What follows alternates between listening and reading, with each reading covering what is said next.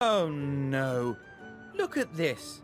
It's going to take forever to get home now. Abdu's mum pressed the brakes on the car. It slowed down till it was hardly moving.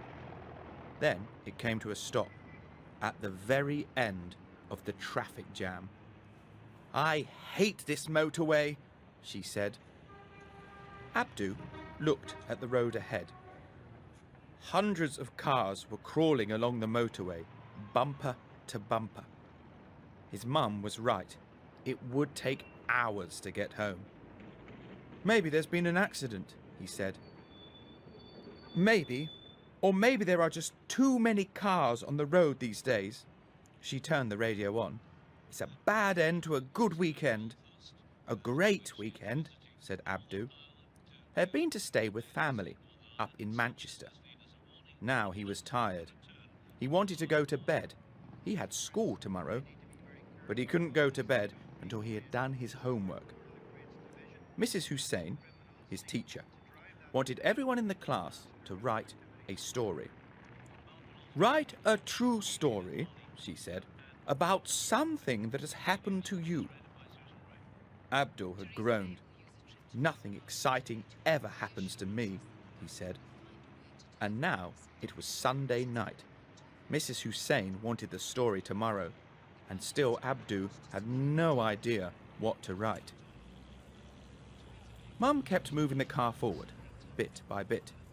The motorway was packed. There were 3 lanes full of cars, lorries and vans. Mum was in the middle lane. The left lane had the lorries. One was much taller than all the others. The back part of it was a metal container, painted dark green.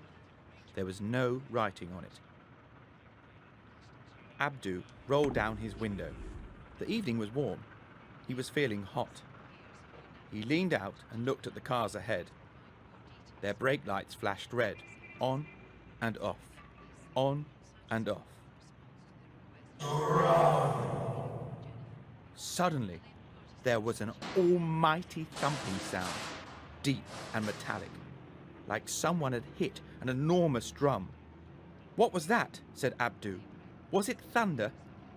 "I didn't hear anything," said Mum. She moved the car forward a bit more. Now the tall green lorry was closer. "That!" he cried. "Did you hear it then?" "No," said Mum. "Turn down the radio. You'll hear it then." She turned it down.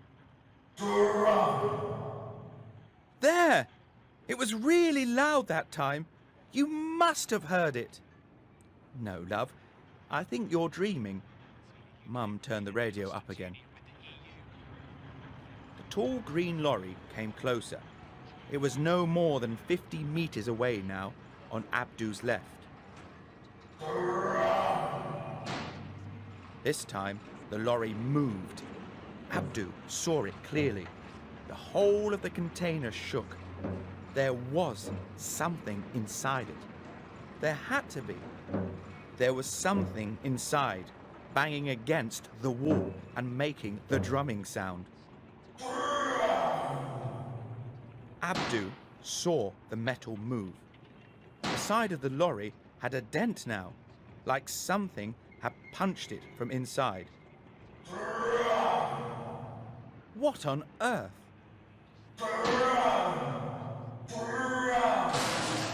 The back of the lorry rocked from side to side. "What is in that lorry?" he cried. "Mum, have you seen it?" "Seen what, love?" "That green lorry there. It keeps rocking from side to side." Mum turned around in her seat and looked at him. "Are you okay?" "Yeah, I just don't understand why you can't hear the noise or see the rocking." Mum shook her head, turned back and moved the car again. Abdu looked into the other cars. No one else seemed interested in the green lorry. Was he the only one who could see this? Then there came a new sound, a terrible sound of ripping metal, and 5 enormous claws ripped through the side of the green lorry.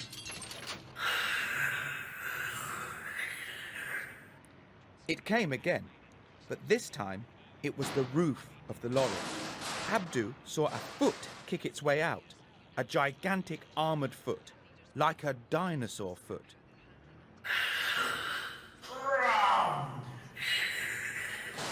The whole of the roof was kicked off, and a Tyrannosaurus Rex stood up in the back of the lorry. A Tyrannosaurus Rex! Abdu knew his dinosaurs. He had watched Jurassic Park 15 times. The T-Rex climbed out of the smashed lorry and jumped down onto the motorway. Then it leapt over the fence beside it and marched away across the fields. Abdu looked again at the cars all around him. No one had seen it. Unbelievable! Mum moved the car forward. Now they were creeping past the green lorry. Abdu stared at the metal ripped where the claws had sliced through. The lorry driver didn't look worried. He was eating an apple. Abdu leaned out of his window. Mister, you've lost your dinosaur. I saw it escape. It ripped the roof off and ran away across the fields. The lorry driver looked at him in horror. No, he wailed. Really? Then I'm in trouble. That is the second T-Rex I have lost this week. Abdu fell back in his seat. What a crazy thing. But he hadn't imagined it.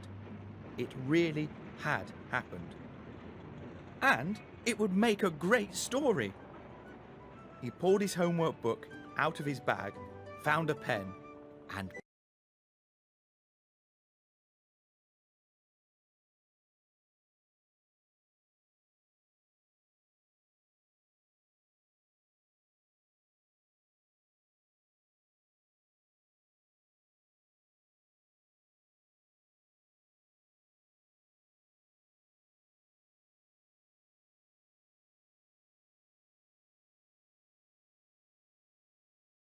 Amy was very excited. She was going to a big birthday party on Saturday night. There would be music, dancing, food, and lots of new people to meet. Amy knew she would have a great time. But what was she going to wear? All her friends at school were talking about it. Imogen and Chloe had new dresses, Sally had expensive new jeans, Kerry had amazing new shoes. "Mum," said Amy, "please can I have some money to buy something new?" "No," said her mother. "You have plenty of nice things. What about your blue t-shirt, the one with a butterfly on it? That's lovely." "Everyone else has something new," said Amy unhappily. "I don't want to be the only one in old clothes." "It's not old," laughed her mother. "And it's lovely. I don't have the money to buy you something new. You will have to ask your Gran." This was a good idea. Amy's Gran loved clothes and loved shopping. So Amy phoned her, and on Saturday they went to the shopping mall together. "Now," said Gran, "we are here. So, what do you want?" "Something really nice," said Amy. Gran laughed. "We need to know more than that, my love. What are we looking for? A dress? A top? New jeans?" "I don't know," said Amy. "I will know when I see it." Gran sighed. "We could have a very long day ahead of us. You must have some idea. What colour do you fancy? Red? Yellow?" "I don't like yellow," said Amy, though she didn't sound sure. "Blue? I like blue." Gran smiled. Great. So we start by looking for blue things. They went into the first store and began to look at the clothes. Gran pulled out dresses, tops, jeans, all in blue. Do you like this, love? Or this? Amy chose 6 things and went to the fitting room to try them on. When she came out, Gran was waiting.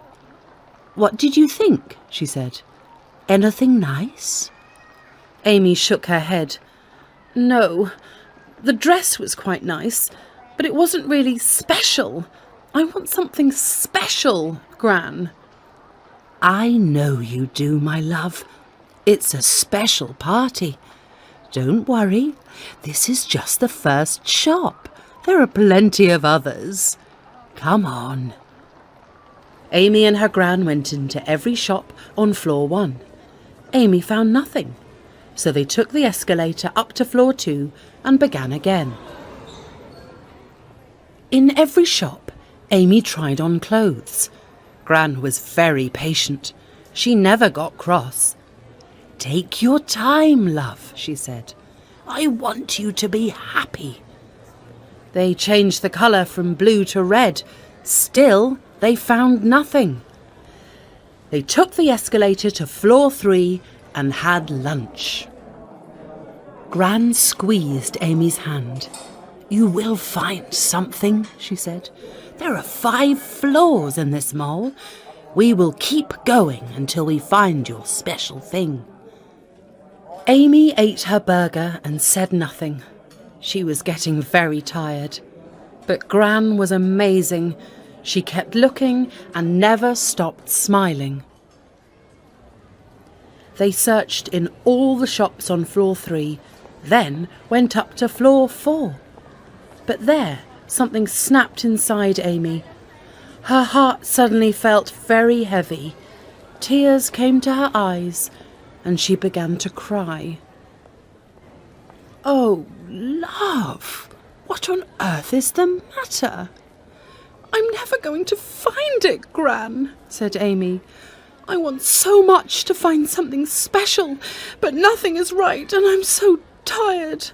I just want to go home, but I can't go home with nothing. Gran passed her a tissue. Don't upset yourself. We have tried, haven't we? That's the important thing. And we've had a nice day. That is important too. And let me tell you a secret. I know the perfect thing for you to wear. Something that will make you feel wonderful. Something that will make everyone want to be your friend. Really? Said Amy. What is it? Do we still have time to get it? You already have it. Gran whispered something in Amy's ear. Amy's eyes went big. Yes, she said. Yes! Oh, Gran, you are so clever. She kissed Gran on her cheek. Let's go home. That night, Amy's mum couldn't wait to see the special outfit they had bought. But when Amy came down from her bedroom, she was wearing her old jeans and the blue butterfly T-shirt. You are going in that, said Mum. But you spent the whole day shopping. You said you had found the perfect thing to wear. I did find it, said Amy. I am wearing it, Mum. A smile. She smiled her best, biggest smile. Her mum smiled too. You are right, Amy. You don't need fancy clothes or money. A smile is all you need.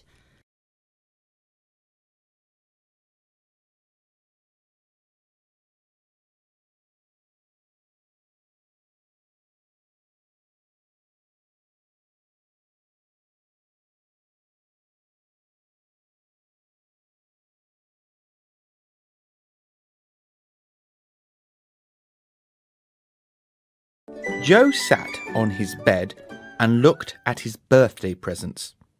They were great. Smart new trainers from his mum, a fishing rod from his dad, and best of all, his grandpa had given him a watch. A proper grown-up watch with a black leather strap and a silver face. "You're a young man now," his grandpa said as Joe opened the box. 12 years old. Happy birthday." Joe said nothing. He just gazed at the watch. It was so beautiful, lying there in its dark blue velvet box. It looked like a moon. "Look after it, Joe," said his mother. "It was expensive." Joe nodded. "I will, Mum. I promise. Thank you, Grandpa." That was last night, Saturday. Now it was Sunday, and Joe was going fishing. "Are you wearing them to go fishing?" Joe's mum pointed at his new trainers. "It's been raining all night, Joe. The river bank will be muddy. Wear your old boots." "No, it's my birthday weekend," said Joe. "I want to wear my new things. It will be okay. The rain has stopped now." He quickly pulled on his jacket and left the house. "Bye." Joe was going on his own. His family lived in a quiet village. The river was just 2 minutes away from the house. He would be quite safe. Joe went down the lane and through a gate. He walked along a thin path to the riverbank. He knew a perfect place to fish. It was flat, like a little beach. He could stand really close to the water. Soon he was there. The beach was empty. The only thing there was a huge white swan. It was out of the water. The swan hissed at Joe. Its long neck came towards him like an angry snake. "Shush," said Joe. "I'm not going to hurt you. I only want to fish." The swan stamped its feet angrily and then walked into the water and sailed away. Joe was glad to see it go. Swans could be dangerous. They were very strong and their beaks were sharp. He didn't want to share the beach with one. Joe began to fish. He hooked a worm onto the end of the fishing line and cast it out. It landed in the water in exactly the right place. Joe grinned. What a wonderful fishing rod. An hour went by. Joe ate his sandwiches. He whistled. He fished. He was happy. But the sky was getting dark. The clouds were thick and grey. Rain. It began to fall. It was hard and heavy. "Go away," said Joe. "It's my birthday weekend. I want to fish." The rain didn't go away. It rained even harder. Another hour went by. The rain didn't stop. Joe was wet through, but he wouldn't go home. It was his special day, and he was going to stay. He put a fresh worm on his fishing line and cast it out, but his hands were wet and the fishing rod was slippy. The rod flew out of his hands and landed with a splash in the river. "No! My new rod!" He had to get it. It wasn't far away. He could easily reach it if he went to the water's edge. Joe ran forward, but the beach had turned muddy. Very muddy. His smart new trainers were ruined in an instant. Then one of them came off completely. It was stuck in the mud behind him. "No!" Joe tried to turn around to pick it up, but he lost his balance. "Whoa!" He fell slap on his back in the mud, and his smart new watch flew off his wrist and landed in the river. "No!" Joe scrambled to his feet. My watch! My watch! He stared down into the water, but he couldn't see it. And then he saw his fishing rod had gone. The river had carried it away. Joe couldn't believe his bad luck. His watch was gone. His fishing rod was gone. His trainers were brown with mud. This could not be any worse, he wailed. Then he saw the swan. It was coming back, still angry.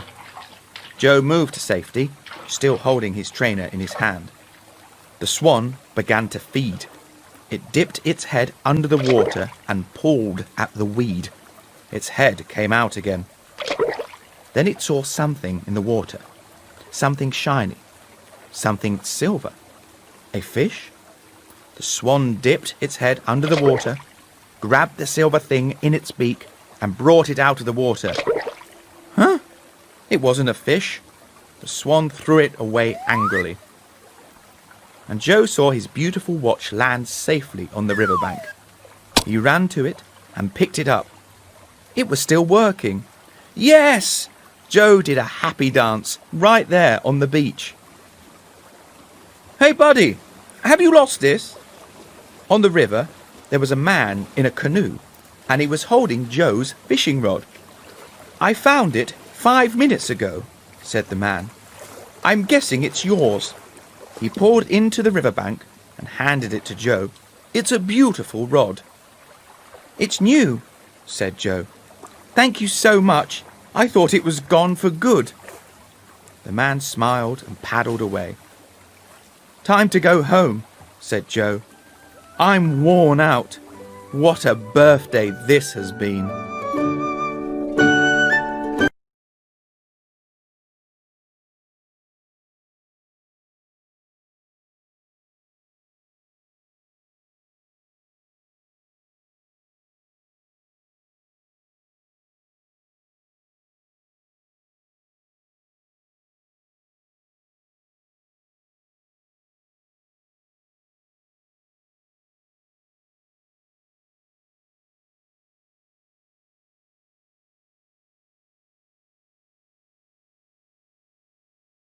Once upon a time, in England, there was a scarecrow. He stood in a field and looked like a man. But he wasn't a real man. The scarecrow was made of straw. The scarecrow's head was an old football. His face was painted on. 2 eyes, a nose, and a smiling mouth. He didn't have hair, but he did have a hat.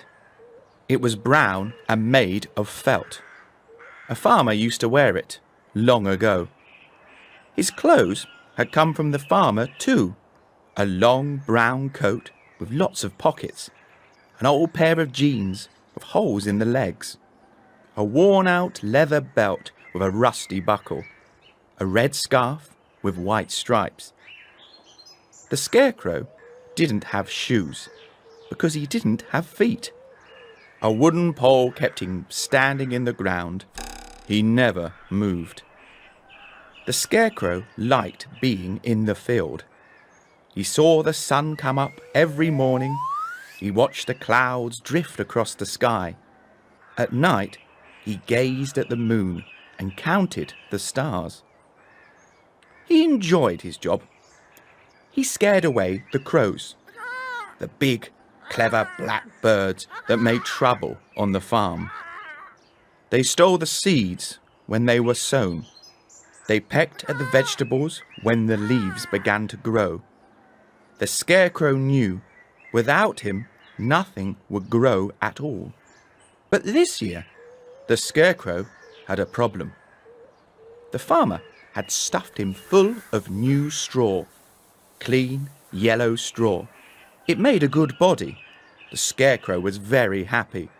His coat fitted him much better now, and he felt smart. The problem was the crows. It was springtime, so they were building nests. They were looking for things to use, and they had spotted the new straw. It was perfect. 3 crows sat on a fence and looked at the Scarecrow. "Caw-caw! Look at him," said one. "He has fresh straw in all his pockets. My little ones would love to sleep on that. I'm going to get some." Caw-caw! The crow flew across the field and landed on the Scarecrow. He pushed his sharp black beak into the straw and pulled some out. Then he flew off back to his nest. "Look at that," said the next crow. "It was easy. I'm going to steal some too." The second crow flew to the Scarecrow. He took some straw.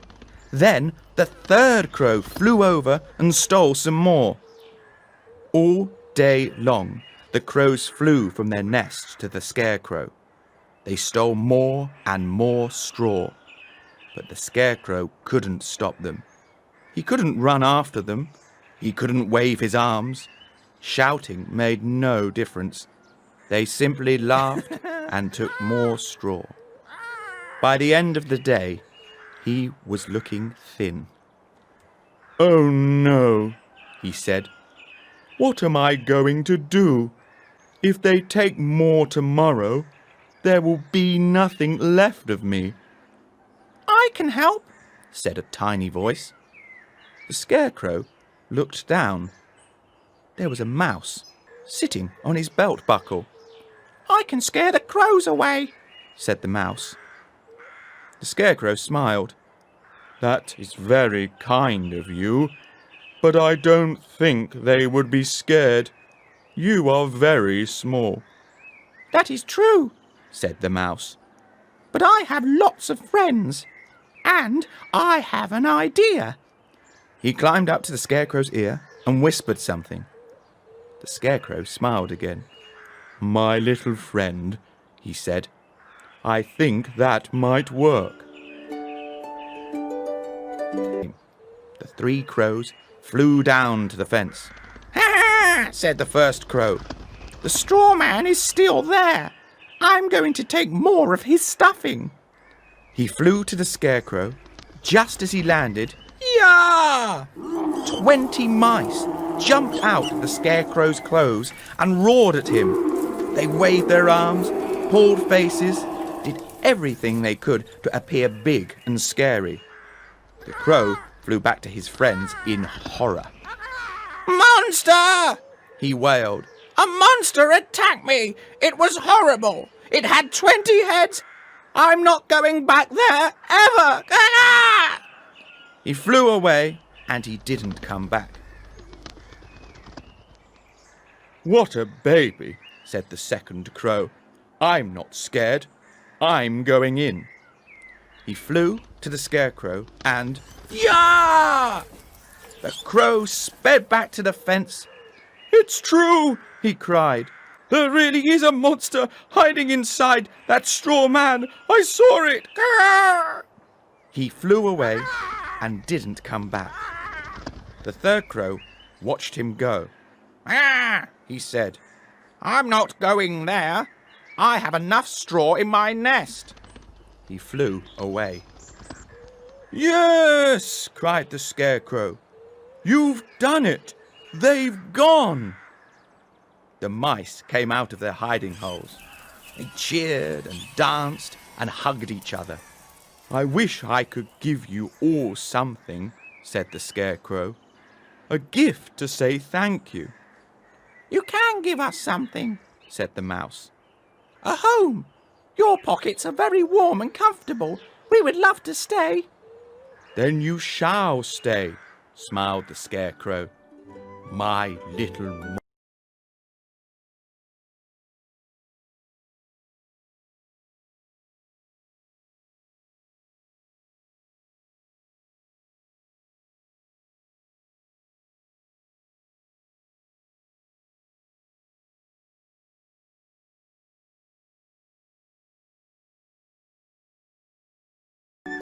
"But what is it?" said Ellie.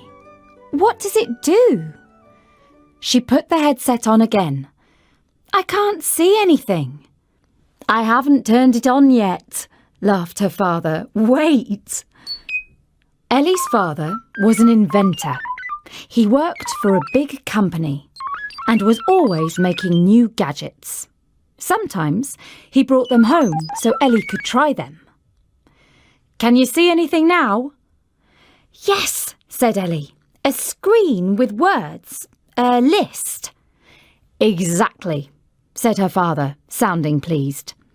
It is a life list. This is a life list viewer. The list shows different jobs, see? Doctor, teacher, builder. So you choose one, like doctor, then you can see what it is like to be a doctor for a day. Cool, said Ellie. How does it work? Easy, said her father. A doctor wore a head camera for 24 hours. It filmed everything they did, so you can see and hear it too. It's fun, and it will help people to choose jobs. I like that idea, said Ellie. I don't know what I want to be when I grow up. This will really help, said her father. OK, it works like this. Ellie learnt how to choose and change jobs. Then she went to her bedroom and lay on the bed. She put on the headset. It was enormous, like a crash helmet. She went down the list. Who did she want to be? Actress? Dentist? Taxi driver? No. Airline pilot? Factory worker? Nurse? No. Model? Firefighter? Firefighter! That sounded exciting. She would ride in a fast fire engine, wear a helmet and boots and thick clothes, hold a hose, shoot water at a burning building, climb a ladder, save someone. She would be a hero. She moved her eyes and chose firefighter. The movie began. It was quite dark, but Ellie saw a big garage with equipment. She turned her head. A fire engine, right there. She started to walk forward. What? She wasn't walking. She was still lying on her bed. It was the firefighter who was walking forward. Of course. The camera was on top of his head. This is weird, giggled Ellie. It's like being inside his body. The firefighter walked past the fire engine and went into a room. It was full of equipment. The firefighter sat down and picked up something made of metal. Ellie didn't know what it was. Then he took up a rag and a tin of polish and began to clean the metal object. Ellie watched. Time went by. 10 minutes, 20 minutes. The firefighter finished polishing the metal object, then picked up another one and began to polish that. More time went by. The firefighter started whistling. He was happy. But Ellie was bored. Where is the fire? She said. The excitement. The race through the streets on a fire engine. She blinked her eyes to get rid of the movie. The life list screen came back on. Footballer, painter, baker. No. TV presenter, archaeologist, trawler worker. Trawler worker. Now that sounded exciting. Going out to sea every day. Yes! Ellie liked boats. She chose trawler worker. The movie began. Instantly, she was on a trawler. A huge fishing boat with an enormous crane at one end to haul in the fishing net. She was not alone. Other people were there, wrapped up in waterproof coats, hats and boots. It looked very cold. She could hear the wind roaring and racing. The sky was dark and stormy. Everyone was busy doing things. Ellie turned her head. The sea was deep blue, almost black. The waves were rolling fast and high. It was just a movie, but she could almost feel the wind biting hard and cold. She turned her gaze back. The trawler worker was walking forward, but the boat was moving under her feet. Ellie started to feel sick. The rolling never stopped. The trawler worker began to work. She was fixing some piece of machinery. But soon it began to rain. Hard, grey rain that blew everywhere. The trawler worker pulled her hood up. Part of the screen was cut off, but she kept working. "Go inside," said Ellie. "It's raining." But the trawler worker stayed where she was. The rain grew harder. Ellie heard it drumming on the deck. The waves grew bigger and the boat was rocking from side to side. "Just stop," she said. But she didn't. Ellie began to feel sicker and sicker. She stopped the movie. "That was not nice," she said. "I'm not going to be a trawler worker." She looked at the life list again. Architect, jeweller. Ah! Now this looks interesting. The new movie began. Ellie saw a room in a house. It looked warm and cosy. A real fire was burning in the fireplace. A cat was asleep on the sofa. The room was full of books on the floor and on bookshelves. There was a desk with a computer, lots of sheets of paper with writing on, a mug of hot chocolate, and a plate of biscuits. The person bit into a biscuit, then began to type. Ellie saw the words come up on the computer screen. Once there was a land where every wish came true. Ellie pulled up the bed blanket and snuggled down. "This is the best job in the world," she said, happily. "I am going to be an author."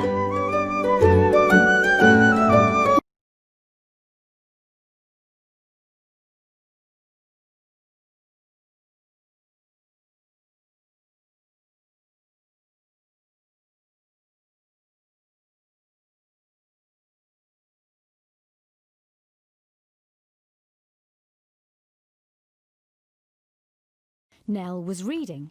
She was always reading. She was always reading.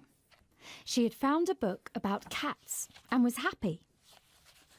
But she was the only one with a book.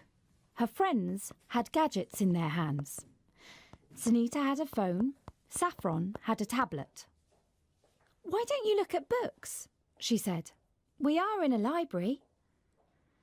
"Books are old-fashioned," said Sunita. "I don't know why you like them." "I love everything about them," said Nell. "I love the feel of the paper, the shiny cover, the pictures. I love the smell of a new book. I like turning the pages to see what comes next. Look at this. It's gorgeous." She held up the cat book to show them. "The photos are lovely." "But they never change," said Saffron. "If you open that book tomorrow, all the photos will be the same as today. That's boring. I like things to be different." Sunita nodded. "Me too." "Look at this," said Saffron. She moved closer to Nell to show something on her tablet. "You like cats, right?" Nell nodded. "And I love kittens." "OK, kittens." Saffron tapped at her screen. "So look, kittens. Hundreds of them. Thousands of them. More than you could ever look at." "I know," said Nell, "and they are very pretty. But I still like my book more." She laughed and hugged it to her like a teddy bear. "That book is just cats," said Saffron. "Look, I can change this. You like dogs? Here are dogs. You want rabbits? Here they are. What pet do you want? Ponies, guinea pigs, parrots, unicorns? Unicorns? Real unicorns? Yes, real unicorns. Look, you can buy them online. They sing and dance too. Nell grinned. Can they make ice cream? Sure, said Saffron. They can do anything. They only cost $1 million. Then buy me one. I will, for your 20th birthday, said Saffron, and the girls all laughed. Later that night, Nell was alone in her bedroom. She thought about what her friends had said. I know books stay the same, she said. That is why I like them. She opened her favourite book. It was about pets. Nell had no pets of her own, though she dearly wanted one. The photos in the book were beautiful. She especially liked one of a cat with golden eyes and very long fur. The fur was smoky grey. Books are better than gadgets, she told herself. Though nothing is better than the real thing. She sighed deeply and ran her finger across the photo of the cat. A magical thing happened. She could feel the fur. It was soft and silky under her fingers. Then she heard a purring sound. And the smoky cat blinked its golden eyes. No, she squealed as she pulled her hand away. This is unreal. But it was very much real, because the smoky cat suddenly stepped right out of the book and sat on Nell's knees. It was tiny, the same size it had been in the photo, but not for long. It began to grow bigger and bigger. Soon, it was the size of a proper cat. Meow. Oh, you were just lovely, said Nell. She picked the cat up and cuddled him close. The cat purred really loud now. What shall I call you? Something magical. Arabia! That's it. Perfect. Then the cat wriggled free and did a curious thing. He turned the page of the book with his paw, then tapped on a photo of a white cat. The white cat stepped out of the book just as he had and grew up to real size. Oh, said Nell, can I bring anything out?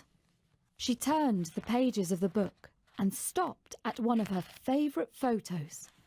6 Dalmatian puppies. She tapped the photo and out they came. Soon they were full size and on her bedroom floor.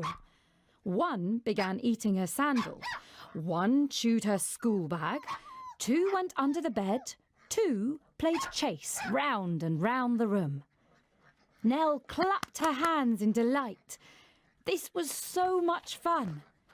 She tapped photo after photo. 4 grey rabbits, a red parrot, 12 guinea pigs, 10 kittens, a tortoise, a family of mice, a baby alpaca. All came to life.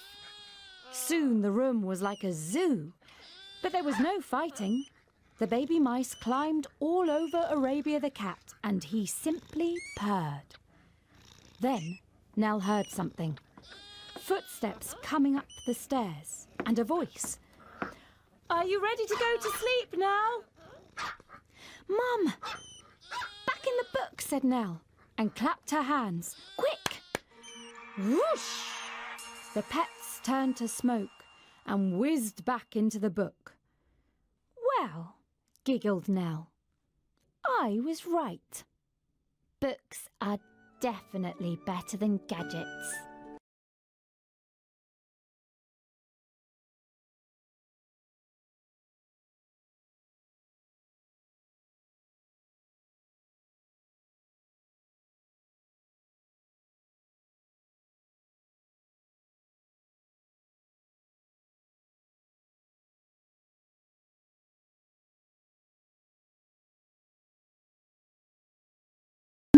sat under the apple tree and watched the rain clouds sweep over the hills.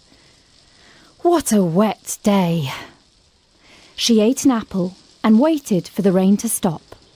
Soon it did. The sky turned blue again, and the sun shone, warm and golden. Then she saw the rainbow. It began as an explosion of light high in the clouds.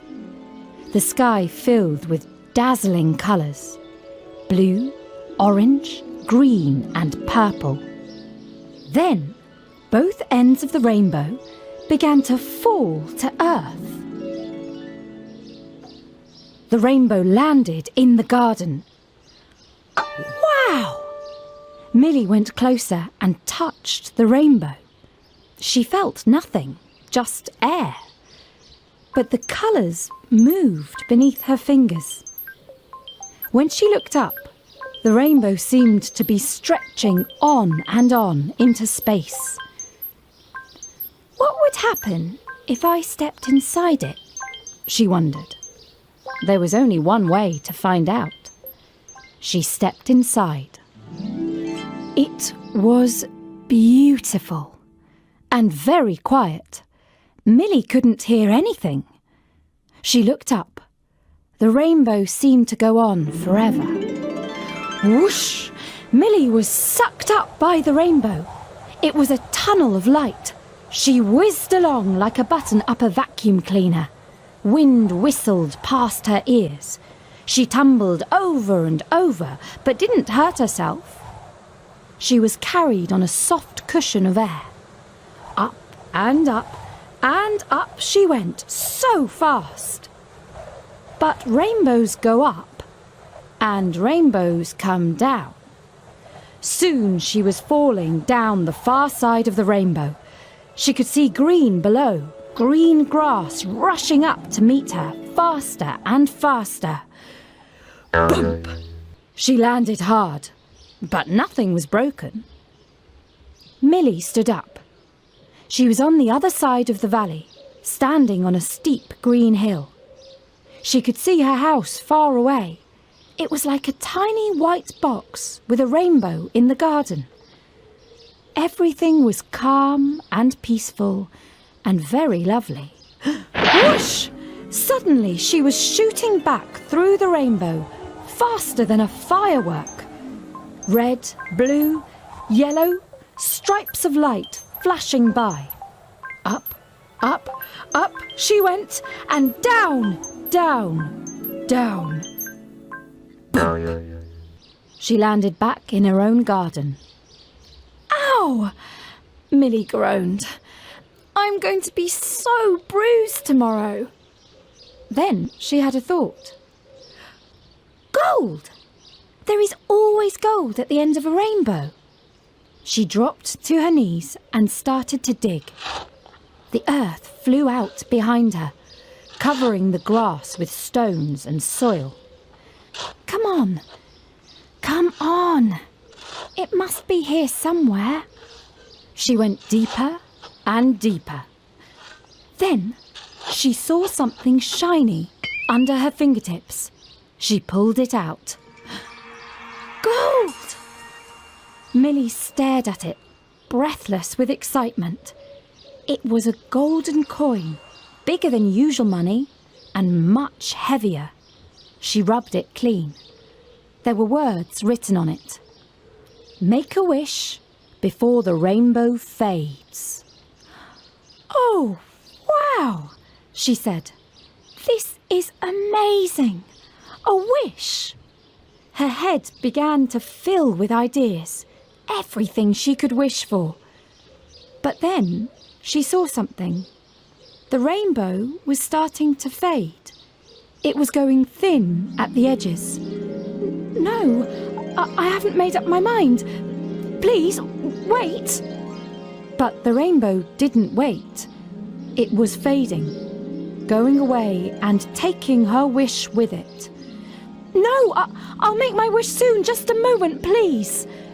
But still, the rainbow was fading. The golden coin was getting hot in her hand. Oh, Choose. Yes, I have it. Millie closed her eyes and made her wish, and roomph! The rainbow disappeared, and so did the golden coin. Millie hardly dared to move. Had her wish come true? Maybe. She looked up. The sky was peacock blue. The sun was golden, warm on her face. Such a beautiful day. Such a beautiful world. Even if the wish doesn't come true, I am a very lucky girl, she said, and she smiled.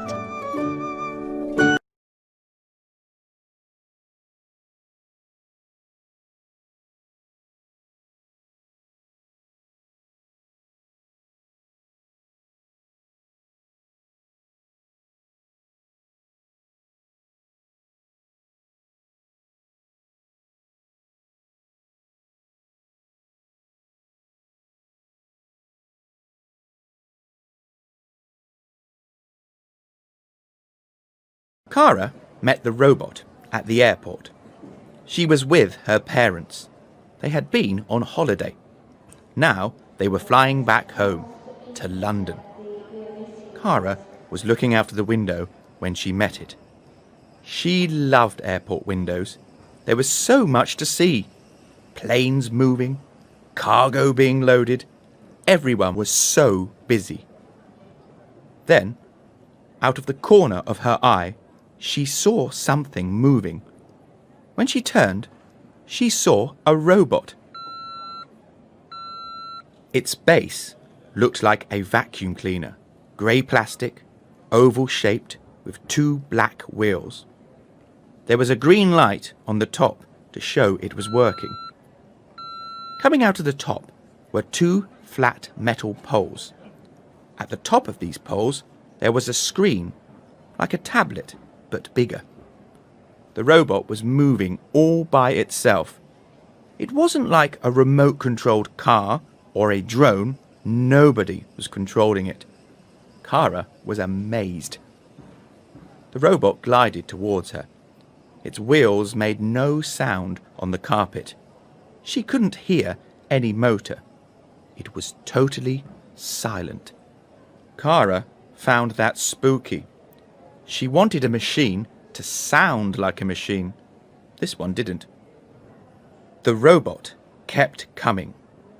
It was fast, and its green light was flashing. Would it run her over? Should she move out of the way? But the robot sensed she was there. It stopped, right in front of her. It was taller than she was. Kara tapped the screen. Nothing happened. She tapped it again. Suddenly, it lit up, and the robot began to spell out a message. "Hello, how may I help you?" Kara stared at it. The screen flashed. The robot was asking the question again. "Hello, how may I help you?" "Are you talking to me?" said Kara. "Yes." "But I didn't call you." "I saw you." "Okay." Kara didn't know what else to say. "How may I help you?" "I don't think I need any help," she said. "I was just looking out of the window. I'm quite happy. I'm with my mum and dad. We are flying to London. Our plane leaves in an hour. I don't really know. 1 hour, 47 minutes. 15:23 Z Airways to London Heathrow. Gate number 14. Gate opens in 55 minutes. Kara read all this information. Wow, you really know things. I am happy to help you. Can you do anything else? Asked Kara. Or do you just know the times and places of things? I can do many tasks. Ask me. Okay. Where are the toilets? Follow me. The robot turned and started to glide away. No, I don't want to go there, said Kara with a giggle. I was just asking. What do you want? Right now, to get on the plane. I'm tired of waiting. Gate opens in 51 minutes. Kara sighed. That is a long time. Can you make the plane leave sooner? No, sorry. It's okay. You can't do everything. I can take you shopping.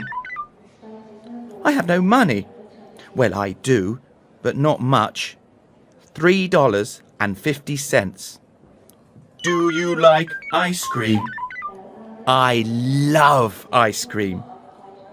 Mario's Ice Cream Parlour. 1 scoop, $2.25. 2 scoops, $3. Oh, you are wonderful. I can afford that. Do they have peanut butter flavour? 15 flavours. Yes. Then let's go. Follow me. Kara followed the robot. It glided past the gates, where people were waiting to get on their planes. Then it turned right and led her back into the shopping area. Soon Kara saw a sign with twinkly lights all around it.